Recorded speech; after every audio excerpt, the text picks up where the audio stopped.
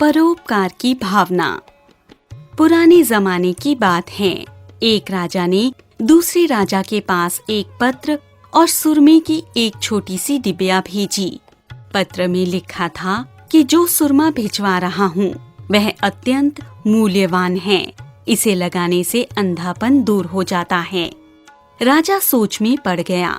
उसकी समझ में नहीं आ पा रहा था कि इसे किस किस को दे। उसके राज्य में नेत्रहीनों की संख्या अच्छी खासी थी, पर सुरमे की मात्रा बस इतनी थी जिससे 2 आंखों की रोशनी लौट सके। राजा इसे अपने किसी अत्यंत प्रिय व्यक्ति को देना चाहता था। तभी राजा को अचानक अपने एक वृद्ध मंत्री की स्मृति हो आई। वह मंत्री बहुत ही बुद्धिमान था, मगर आंखों की रोशनी चली जाने के कारण उसने राजकीय कामकाज से छुट्टी ले ली थी और घर पर ही रहता था।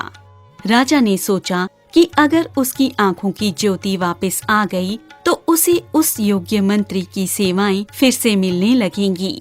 राजा ने मंत्री को भेजा और उसे सुरमे की डिबिया देते हुए कहा, इस सुरमे को आंखों में डाल लें, आपको पुनः दिखने लग जाएगा।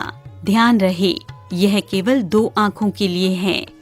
मंत्री ने एक आंख में सुरमा डाला, उसकी रोशनी आ गई। उस आंख से मंत्री को सब कुछ दिखने लगा। फिर उसने बचा कुचा सुरमा अपनी जीभ पर डाल लिया। यह देखकर राजा चकित रह गया। उसने पूछा, यह आपने क्या किया?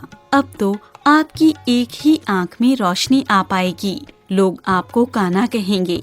मंत्री ने जवाब दिया, राजन चिंता न करें, मैं काना नहीं रहूंगा।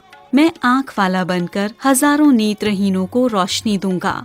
मैंने चख कर जान लिया है कि सुरमा किस चीज से बना है। मैं अब स्वयं सुरमा बनाकर नेत्रहीनों को बांटूंगा।